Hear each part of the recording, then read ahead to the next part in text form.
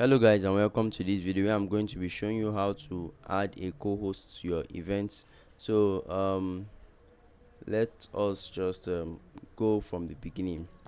So the first thing you have to do is to sign into your Evite account. If you don't know how to do that, just go to evite.com, sign in.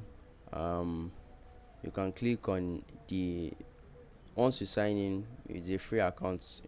It's a free service. You don't need to pay, except if you're using the if you want a premium version. Click on my invitations if you've not yet if you've designed an invitation and you want to edit it or do something else. But if you want to create from scratch, you can select any of the templates here. So once you select it, you would let's just do that. Let's say we want to do this a party. So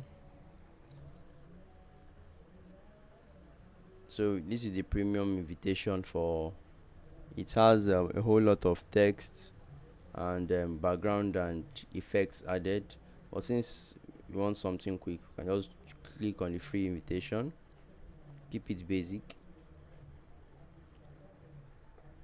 and then brings us to a page like this. You can edit the text here. Now there are 4 phases to complete before you have your card ready. This is the first phase, which means that you get to edit your text here. You can click what you want or edit or what you want to be included. It's time to celebrate with us, just adding, and then next you can, if you have the premium version, you can actually add any of this. But since we just want to know how to add a co-host, just go to the next section. Here is actually where we can, the second phase is where we can actually add our co-hosts. So we can add your event title here, your date, select the date and time. Now this is where we can now add our co-host. You can add the guest of honor, and co-host is here. Click on co-host, click on the name, let me say Andrea, and then if add your email address here, Andrea Becky at gmail.com.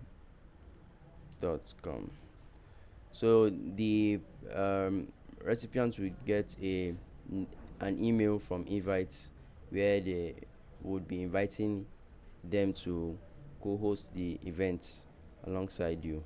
So this is, and then once you are done, click on save, and then it would be added here. You can only add one co-host.